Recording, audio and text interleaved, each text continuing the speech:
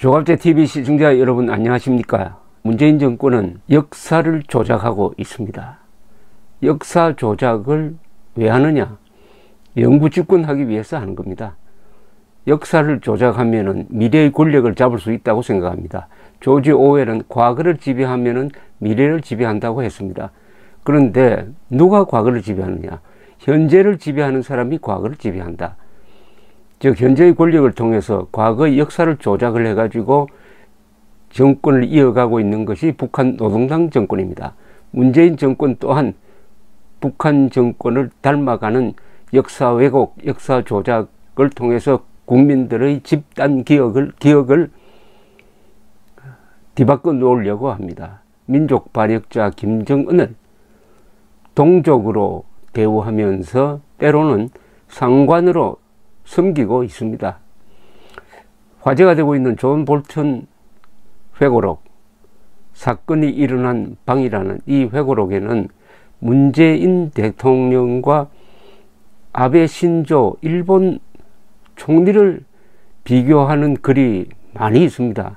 이게 참 흥미롭습니다. 이걸 읽어보면 어떤 느낌이 드느냐? 문재인은 김정은을 위해서 뛰고 아베 신조는 국익을 위해서 뛰는 사람으로 그려져 있는데, 그 변덕이 심한 트럼프도 가장 좋아하는 지도자가 아베랍니다. 그러니까 아베는 또 트럼프를 이용해서 국가 이익을 관철시킵니다. 이 아베와 문재인의 비교를 제가 요점 정리를 한번 해보았습니다. 첫째, 볼턴은 트럼프 대통령이 가장 좋아하는 국가 지도자가 아베라고 했는데, 보리스 존슨 영국 총리가 등장한 이후에는 아베와 존슨이 공동 1위가 되었답니다. 그런데 곁에서 지켜본 트럼프의 문재인에 대한 태도나 평가는 썩 좋지 않는 걸로 나옵니다. 두 번째, 트럼프는 아베의 아버지 아베 신타로가 2차 세계대전 때 가미카제 특공대 조종사였다는 점을 높게 평가한다는데, 사실은 아베 신타로는 일본 해군 비행학교에서 가미카제 훈련을 받았지만은 종전이 되는 바람에 전투에는 참여한 적은 없습니다. 세 번째, 볼턴은 문재인과 아베의 대북관이 정반대라고 했습니다. 문재인은 김정은에 끌려다니면서 미국을 오도하려고 했지만은 아베는 북한 정권을 믿을 수 없다는 입장에서 늘 정확한 정보와 시각을 제공했다. 고맙게 생각하는 그런 투입니다. 네 번째, 트럼프는 아베를 만나는 것을 즐거워했고 문재인을 만나면 짜증을 내거나 졸기도 했다고 썼습니다. 다섯째, 아베는 트럼프를 이용할 줄 아는 지도자로 그려져 있습니다. 트럼프는 김정은을 만나면 반드시 일본인 납치자 문제를 제기해달라는 아베의 부탁을 꼭 들어주었고, 일본을 방문하면 납치자 가족을 만나 주었습니다. 또 아베는 트럼프에게 북한의 장거리 미사일뿐만 아니라 일본과 한국을 위협하는 중거리 단거리 미사일과 화학 생물학 무기도 반드시 없애야 한다는 입장을 주지시키기도 했고, 제재로 북한을 압박해야 굽히고 나올 것이라는 주장을 기회가 있을 때마다 되풀이했습니다. 여섯 번째, 작년 북한이 단거리 탄도미사일을 마구 발사하였을 때 아베는 한국과 일본을 위협하는 것으로서 유엔 안보리 결의 위반임을 분명히 하였습니다. 트럼프는 안보리 결의 위반이긴 하지만은 미국을 위협하는 것은 아니므로 신경을 쓰지 않겠다는 태도였습니다. 이것은 김정은을 자극하지 않겠다는 거죠. 공동 기자회견을 할 때 아베는 트럼프를 옆에 세워두고 자신은 이게 안보리 위반임을 분명히 하기도 했습니다. 반면 문재인 정권은 김정은에게 비위를 맞추려는 트럼프와 보조를 같이 하면서 안보리 결의 위반임을 인정하지 않으려 하고, 탄도미사일이 분명함에도 발사체니 방사포라고 표현해가지고 김정은을 감싸고 반대로 국민들의 안전을 무시했습니다. 흥미로운 건 트럼프도 미사일 발사를 대포 발사라고 말하고 했다는 점입니다. 이게 탄도미사일이면 안보리 위반이 되니까 그것을 피하기 위해서 트럼프와 문재인이 독재자 앞에서 약해지는 공통점을 드러낸 점입니다.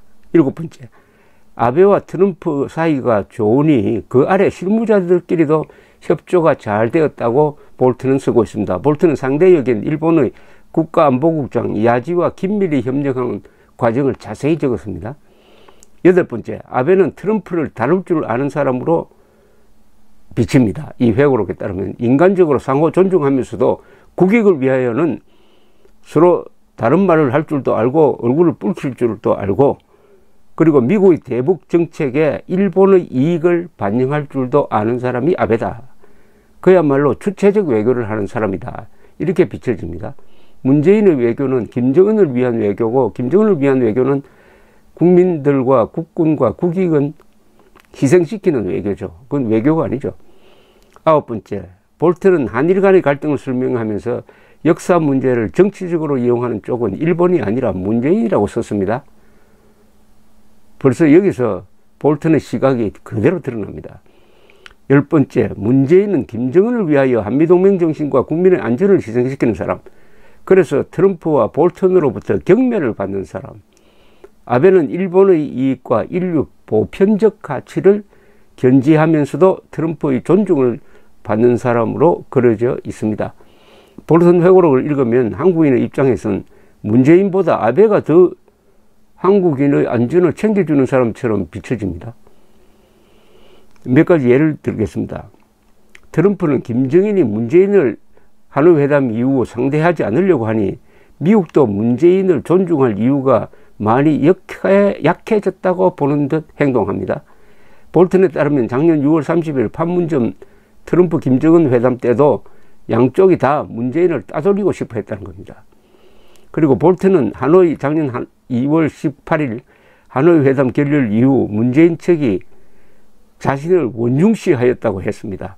김정은과 문재인 정권 모두 볼튼을 싫어한 이유는 볼튼이 김정은에게 적대적이고 한국인과 자유진영엔 우호적 자세를 취한 때문일 것입니다.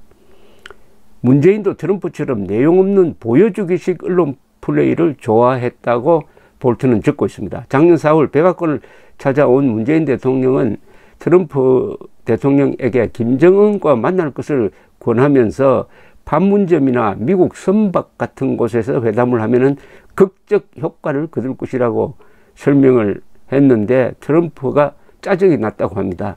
이렇게 적고 있습니다. 트럼프는 졸고 있다가 문재인의 일방적인 독백을 자른 뒤 회담을 한번 결렬시킨 것은 괜찮지만 2번 결렬은 안 된다면서 합의가 가능해야 회담할 수 있다고 했습니다. 문재인은 내용보다는 형식에 치중했고 자신이 김정은 트럼프와 동석할 수 있다는 점을 강조하고 싶어 하였습니다. 트럼프는 문재인의 충고를 무시하고 핵무기를 제거한 뒤에나 회담이 있을 것이라고 말하고 냈다. 이렇게 적혀 있습니다. 트럼프는 이날 문재인에게 곤란한 질문을 했다고 합니다. 한국이 일본과 군사훈련을 함께 하지 않더라도 동맹으로서 함께 싸울 수는 있는가? 문재인은 한국과 일본이 합동군사훈련을 할 수 있지만 일본군이 한국 땅에 오는 것은 국민들에게 역사적 기억을 일깨울 것이다 라고 답변을 했습니다. 트럼프는 다시 만약 우리가 북한과 싸워야 할 때 일본의 참전을 한국은 수용할 것인가? 라고 물었습니다. 문재인 대통령은 답하기를 싫어하였는데 그런 문제는 걱정하지 않아도 된다면서 한국 영토에 일본 자위대 병력이 들어오지 않는 한 함께 싸울 것이다 라고 대답을 했다고 합니다. 문재인 대통령의 방미 직후 아베 수상이 이번엔 트럼프를 만나러 왔는데 문재인과 정반대의 입장이었다고 볼튼은 적고 있습니다. 아베는 트럼프가 하노이 회담을 결렬시킨 것은 잘한 일이라면서 트럼프만이 그렇게 할 수 있었을 것이라고 추켜 세웠다는 겁니다. 그는 또 대북 제재는 지속되어야 하고 시간은 우리 편이라고 했습니다. 트럼프는 하노이 회담 이후 문재인이 김정은과의 관계가 끊어졌음을 알아차렸다고 합니다. 그럼에도 문재인은 김정은 입장을 감싸는 모습을 보여 볼튼의 경멸을 산 것으로 기록되어 있습니다. 결론적으로 문재인, 아베 중에서 문재인은 김정은을 위해서 한국인의 안전을 희생시키고 아베는 자국민과 동북아 지역의 안전, 한미일 동맹, 그리고 납북자, 그리고 북한 인권, 이런 걸 챙기다가 보니까 한국인 입장에서는 문재인보다 아베가 더 도움이 된다는 그런 생각을 하게 됩니다. 좀 부끄러운 느낌이 듭니다. 그러나 이런 대통령을 뽑은 사람이 누굽니까? 일본 사람이 뽑았습니까? 한국 사람이 뽑았죠. 이것은 문재인 정책을 바꿀 수 있는 것도 그를 뽑아준 한국인들의 책임이고 의무일 것입니다. 감사합니다.